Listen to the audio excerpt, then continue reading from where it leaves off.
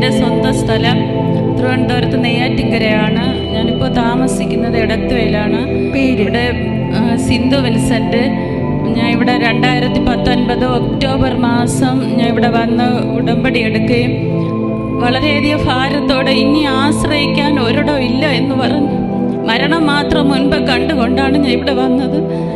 അപ്പോൾ എൻ്റെ അമ്മ മാതാവിൻ്റെ സന്നിധിയിൽ വന്ന് കണ്ണുനീരൊഴുക്കി പ്രാർത്ഥിച്ച് ഉടമ്പടി എടുത്ത് എൻ്റെ അമ്മ മാതാവ് അന്ന് തന്നെ എൻ്റെ കൂടെ എൻ്റെ ഭവനത്തിൽ വന്നു. ആ വിശുദ്ധ വസ്തുക്കൾ ഉപയോഗിച്ചതിലൂടെ ഞാൻ 5 കാര്യം ഉടമ്പടി വച്ചിട്ടുണ്ടായിരുന്നു.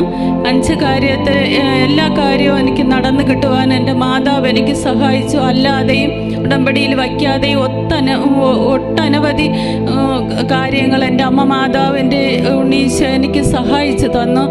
ഇവിടെ വന്ന അച്ഛൻ അന്ന് പ്രാർത്ഥിച്ച് എനിക്ക് ഒരു യൂട്രസിൽ ഓവറി എല്ലാം ഓപ്പറേഷൻ കഴിഞ്ഞതായിരുന്നു. അന്നേരം മുട്ട് മടക്കാനൊന്നും പറ്റത്തില്ല. ഇവിടെ ഭയങ്കര തെള്ളു വീടിയൊക്കെ ആയിരുന്നു. അപ്പോഴേ എനിക്ക് നിൽക്കാൻ പോലും വയ്യാത്ത അവസ്ഥയാണ്. ഒരു സെക്കൻഡ് പോലും നിൽക്കാൻ പറ്റത്തില്ലായിരുന്നു. എൻ്റെ മാതാവേ, എനിക്കൊന്ന് പ്രാർത്ഥിക്കാനുള്ള കൃപ തരണമേ എന്ന് പ്രാർത്ഥിച്ചു. മുട്ടും മേൽ നിന്ന് പ്രാർത്ഥിക്കാനുള്ള കൃപ തരണമേ എന്ന് പ്രാർത്ഥിച്ചു. അന്നേരം ഇവിടെ വന്ന ഒരു അച്ഛൻ പറഞ്ഞു, എല്ലാവരും എത്ര വയ്യാഞ്ഞവരായാലും കാല് വയ്യാത്തവരെല്ലാവരും മുട്ടിന്മേൽ നിന്ന് പ്രാർത്ഥിച്ചേ മതിയാവുമെന്ന് അച്ഛൻ പറഞ്ഞതുപോലെ മുട്ടിന്മേൽ നിന്ന് അന്ന് പ്രാർത്ഥിച്ച് ഭവനത്തിൽ പോയി വിശ്വാസ പ്രമാണം ചൊല്ലി ആ വിശുദ്ധ വസ്തു ഉപയോഗിച്ച് ഉപ്പും തേനും തൈലവും ഞാൻ 7 തുള്ളി വിശ്വാസ പ്രമാണം പറഞ്ഞ് ഭക്ഷിച്ചതിലൂടെ എൻ്റെ പിറ്റേന്ന് തന്നെ ഞാൻ യൂറിൻ പോയപ്പോൾ എൻ്റെ ഞരമ്പിൽ കെട്ട് വീണിട്ടുണ്ടായിരുന്നു. ഓപ്പറേഷൻ സമയത്ത് ആ കെട്ട് നൂല് പുറത്തു പോകാൻ എൻ്റെ അമ്മ മാതാവ് ഇടയാക്കി. എൻ്റെ അമ്മ മാതാവിന് 1000 കോടി നന്ദി സ്തുതി യാഗങ്ങൾ അർപ്പിക്കുന്നു. പിന്നെ എനിക്ക് ഭവനമില്ലാതിരുന്നു. 21 വർഷമായി ചോർന്നൊലിക്കുന്ന ഭവനമായിരുന്നു. ഓടിട്ട വീടാണെങ്കിലും എല്ലായിടവും ചോർന്നൊലിക്കും.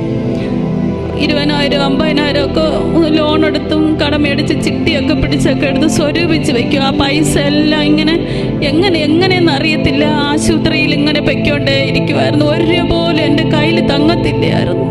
എൻ്റെ മാതാവേ, ഇനി എൻ്റെ യേശുവേ, എനിക്ക് ഇനി ഒരു വഴിയില്ലെന്ന് പറഞ്ഞ് ഞാൻ ആകുല ചിന്തയോടെ കരഞ്ഞ് പ്രാർത്ഥിച്ച് എൻ്റെ അമ്മ മാതാവ് ഇപ്പം എനിക്കൊരു ഭവനം തന്നു. അടുത്ത എല്ലാ പണിയും കഴിഞ്ഞ ഒക്ടോബറിൽ 3-ാം തീയതി എനിക്ക് ഭവനം പൊളിക്കാനുള്ള കൃപ തന്നു. അന്നേരം ഭയങ്കര പ്രശ്നമൊക്കെ ആയി. പൊളിക്കാൻ സമയത്ത് JCB ഒന്നും വരാൻ സമ്മതിക്കത്തില്ലായിരുന്നു ചുറ്റുപാടുള്ളവർ. എൻ്റെ അമ്മ മാതാവ് എൻ്റെ യേശുപ്പം ഞാൻ ഉപവസിച്ചിട്ട് ഞാൻ എൻ്റെ കുഞ്ഞുങ്ങൾ ഉപവസിച്ച് പിന്നെ ഞങ്ങൾ വിശ്വാസ പ്രമാണം പറഞ്ഞ് കൊണ്ട് നിന്ന്. അപ്പോൾ ആ 1 മണിക്കൂർ 8 മണിക്ക് വന്ന JCB 9 മണിയായിട്ട് ഞങ്ങളെ കോമ്പൗണ്ടിൽ കയറ്റത്തില്ലായിരുന്നു. എൻ്റെ അമ്മ മാതാവേ, നീ തന്നെ എൻ്റെ അമ്മ മാതാവ് എനിക്ക് സൗഖ്യം തന്ന അമ്മ. എൻ്റെ അമ്മ മാതാവ് തന്നെ ഈ JCയുടെ മുമ്പേ കടന്നു വരണമേ എന്ന് ഞാൻ പ്രാർത്ഥിച്ചു. അതുപോലെ 9 മണിക്ക് ആ പുള്ളിക്ക് ഷോക്ക് അടിക്കുന്നത് പോലെ പെട്ടെന്ന് പറഞ്ഞ് 1 മണിക്കൂർ കൊണ്ട് നിങ്ങൾ ഈ വീട് പൊളിച്ചിട്ട് പെട്ടെന്ന് JCB ഇവിടെ നിറക്കിക്കോണം ഞാൻ പറഞ്ഞു. എല്ലാവരും പെട്ടെന്ന് അതുപോലെ ആ മാതാവ് ആ മനുഷ്യൻ്റെ ഹൃദയത്തിൽ ഇടപെട്ടു. എൻ്റെ യേശുവിൻ്റെ തിരിച്ചോര കൊണ്ട് ആ മനുഷ്യനെ കഴുകിയെന്ന് ഞാൻ പൂർണ്ണമായി വിശ്വസിക്കുന്നു. അതുപോലെ എത്രയും പെട്ടെന്ന് ഒക്ടോബർ 3-ാം തീയതി ഭവനം പണി തുടങ്ങി. എല്ലാ പണിയും പെട്ടെന്ന് കഴിയുമായിരുന്നു. എല്ലാം എൻ്റെ അമ്മ മാതാവ് കാവൽമാലാകമാരെ കൊണ്ട് എല്ലാം നടത്തി.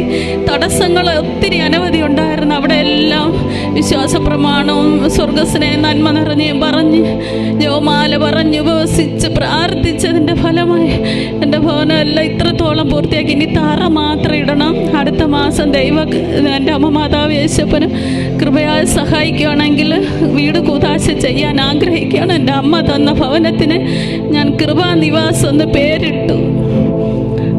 ഇനി എൻ്റെ 3-ാമത്തെ നിയോഗമായിരുന്നു. +2-ൽ പഠിക്കുമായിരുന്നു എൻ്റെ മൂത്ത മോള്. അവളാണെങ്കിൽ പ്രയാസമായിരുന്നു. മാത്സ് വിഷയം ഭയങ്കര പ്രയാസമായിരുന്നു. എൻ്റെ അമ്മ മാതാവേ, നീ ഇതിലും പ്രവർത്തിക്കണമേ. എൻ്റെ അമ്മ മാതാവ് തന്നെ എൻ്റെ യേശുവിൻ്റെ കരം കൂടെ പിടിക്കണമേ എന്ന് പറഞ്ഞ് പ്രാർത്ഥിക്കുമായിരുന്നു. അങ്ങനെ നല്ല മാർഗോടെ +2 പാസ്സാകുവാൻ സഹായിച്ചു. തുടർ പഠനത്തിന് അവൾക്ക് അഡ്മിഷൻ കിട്ടി. എൻ്റെ അമ്മച്ചിക്ക് അത്ര അമ്മ മാതാവിൽ വിശ്വാസമൊന്നും ഇല്ലായിരുന്നു. ഞങ്ങൾ പള്ളിയിൽ പോകുന്നതിനൊക്കെ എപ്പോഴും വഴക്ക് പറയുമായിരുന്നു. എന്നാൽ എൻ്റെ അമ്മ മാതാവിൽ അവസാന നിമിഷമായപ്പോൾ അമ്മച്ചിക്ക് ഭയങ്കര വിശ്വാസം വന്ന് വിശുദ്ധ വസ്തുക്കൾ എണ്ണയും അവരുടെ കാല് വേദന ഉണ്ടായിരുന്നു. ആ ആ കാലുവേദനയിൽ ഈ വിശുദ്ധ വസ്തുക്കളെല്ലാം എണ്ണയും മാതാവിൻ്റെ ഈ തൈലവും ഉപ്പും തേനും ഒക്കെ കൊടുത്ത് പ്രാർത്ഥിച്ച് അവസാനം കിഡ്നിക്കൊക്കെ പ്രശ്നം വന്ന് പെട്ടെന്ന് അതങ്ങ് പോവുമായിരുന്നു. നേരെ അമ്മച്ചി അവസാനത്തെ മരിക്കുന്നതിൻ്റെ തലേ ദിവസം യേശുവേ മാതാവേ, യേശുവേ മാതാവേ, യേശുവേ മാതാവേ എന്ന് എപ്പോഴും ഇങ്ങനെ വിളിക്കുമായിരുന്നു. അങ്ങനെ വിളിച്ചിട്ട് ഇപ്പോൾ ഞങ്ങൾ വിശ്വസിക്കുന്ന അമ്മ മാതാവ് യേശുപ്പനും അന്ന് അമ്മച്ചിയെ നിത്യരാജ്യത്തിൽ കൂട്ടിക്കൊണ്ട് പോയെന്ന് തന്നെ ഞങ്ങൾ വിശ്വസിക്കുന്നു. ഇനി ഒട്ടനവധി അനുഗ്രഹങ്ങൾ അമ്മ മാതാവ് ചൊരിഞ്ഞ് എൻ്റെ മൂത്ത ആങ്ങള സൗദിയിലായിരുന്നു. അങ്ങ് വരാൻ വേണ്ടി കോവിഡ് കാലം ഭയങ്കര പ്രയാസമായിരുന്നു, തടസ്സമായിരുന്നു. 8 മണിക്ക് വിസ അടിച്ച് കിട്ടിയില്ലെങ്കിൽ പിന്നെ ആ കഴിഞ്ഞ 20ാമത്തെ വർഷത്തിൽ വരാൻ പറ്റത്തില്ലായിരുന്നു.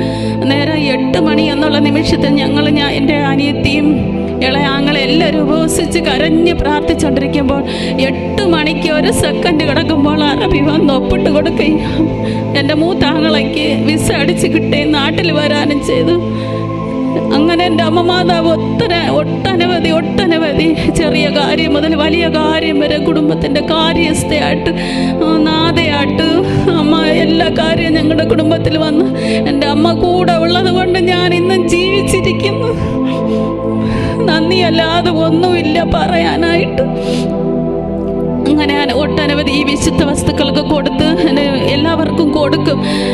ഈ തിരിയൊക്കെ മേടിച്ചുകൊണ്ട് പോയി എല്ലാവർക്കും ഒക്കെ ഞാൻ കൊടുക്കും. അമ്മ മാതാവിൽ പ്രാർത്ഥിക്കാൻ പറയും. അങ്ങനെ ഉറക്കമില്ലാതിരുന്ന ഒരമ്മച്ചിക്ക് ഇപ്പോൾ നല്ലവണ്ണം ഉറക്കം കിട്ടുന്നുണ്ടെന്ന് പറയുന്നു. ഒരു ടീച്ചറിന് നെഞ്ചിന് വേദനയായിട്ട് ആശുപത്രി പോയപ്പോൾ സ്കാൻ ചെയ്യണമെന്ന് പറഞ്ഞ് അവർ ക്യാൻസറാണെന്ന് സംശയിച്ച സ്കാൻ ചെയ്യാൻ പറഞ്ഞു. അപ്പോൾ അവർ ഈ വിശുദ്ധ തൈലം ആ നെഞ്ചിൽ പുരട്ടിക്കൊണ്ടുപോയി വിശ്വാസ പ്രമാണവും പറഞ്ഞുകൊണ്ടിരിക്കുമായിരുന്നു. അന്നേരം റിസൾട്ട് വന്നപ്പോൾ ഒരു കുഴപ്പമില്ലെന്ന് പറഞ്ഞ് അങ്ങനെ ഒട്ടനവധിയായ വിശുദ്ധ വസ്തുക്കൾ ഉപയോഗിച്ചതിലൂടെ എൻ്റെ അമ്മ മാതാവ് യേശുപ്പന് ഒട്ടനവധിയായ അനുഗ്രഹങ്ങൾ ചെയ്യുന്നു. ഇനി എൻ്റെ ആങ്ങളെയും ഇളയാങ്ങളെയും അനിയത്തി ഇവിടെ വന്ന് ഉടമ്പടി എടുത്തിട്ടുണ്ട്. അവർ ഇനി മൂത്ത ആങ്ങളെയും വരാൻ വേണ്ടി എല്ലാ നന്മകളാൽ എൻ്റെ അമ്മ ചെയ്ത എല്ലാ നന്മകൾക്കായും 1000 അമ്മയ്ക്കും ഈ അമ്മയുടെ പരിശുദ്ധ സന്നിധിയിൽ വന്ന് നിൽക്കുവാൻ ഒരു യോഗ്യതയില്ലാത്ത എൻ്റെ അമ്മ മാതാവ് എന്നെ യോഗ്യത ഉള്ളവളാക്കി തീർത്ത് പരിശുദ്ധ സന്നിധിയിൽ വന്ന് സാക്ഷി പറയാൻ എൻ്റെ അമ്മ മാതാവ് എന്നെ ഒരുക്കിയ വൻകൃപയോർത്ത് യേശുപ്പന് അമ്മ മാതാവിന് 1000 നന്ദി സ്തുതി സ്തോത്രങ്ങൾ അർപ്പിച്ചുകൊണ്ട് എൻ്റെ സാക്ഷ്യത്തെ ലഭിച്ചു. കരങ്ങളടിച്ച് നമുക്ക് കർത്താവിനെ മഹത്വപ്പെടുത്താം. വലിയൊരു സാക്ഷ്യമാണ് സിന്ധു വിൻസെൻ്റ് തിരുവനന്തപുരത്ത് നിന്ന് ഈ മകള് പങ്കുവച്ചത്. കൃപാസനത്തിൽ വന്ന് ഉടമ്പടി എടുത്ത് പ്രാർത്ഥനയുടെ ഫലമായിട്ട് അനേകം അത്ഭുത അടയാളങ്ങളാണ് ഈ കുടുംബത്തിൽ നടന്നത്. ഈ ഓപ്പറേഷൻ എന്തായിരുന്നു കഴിഞ്ഞിരുന്നത്? യൂട്രസിൻ്റെ ഓപ്പറേഷൻ കഴിഞ്ഞായിരുന്നു പറഞ്ഞില്ല, യൂട്രസ് ഓവറിയും അതിനെ തുടർന്ന് എന്തായിരുന്നു ബുദ്ധിമുട്ട്? അങ്ങോട്ട് നോക്കി മൈക്ക് അടുപ്പിച്ച് വെച്ച് പറഞ്ഞു. മുഴയായിരുന്നു എത്രയും വേഗം എമർജൻസി ആയിട്ട് പെട്ടെന്ന് അതിനെ ഓപ്പറേഷൻ ചെയ്ത് മാറ്റണമെന്ന് പറഞ്ഞ് അങ്ങനെ പെട്ടെന്ന് അത് ഓപ്പറേഷൻ ചെയ്യുന്ന അതിലെ റിസൾട്ടിൽ ഒരു കുഴപ്പമില്ലാതെ എൻ്റെ മാതാവും കാത്തു സൂക്ഷിച്ചു. അല്ല, അത് കുനിയാൻ എന്തായിരുന്നു ബുദ്ധിമുട്ട് ഈ ഓപ്പറേഷൻ ശേഷം? അന്നേരം ഈ ഓപ്പറേഷൻ കഴിഞ്ഞതിന് ശേഷം ഇത് ഞരമ്പിൽ ഒരു കെട്ട് വീണ് മാറി അവർ ഇട്ടെടുത്ത് എങ്ങനെ ഞരമ്പിൽ കെട്ട് വീണ് പോയിട്ടുണ്ടായിരുന്നു. അതുകൊണ്ട് എനിക്ക് കുനിയാൻ പറ്റത്തില്ല. കുനിയുമ്പോൾ യൂറിൻ പോകും.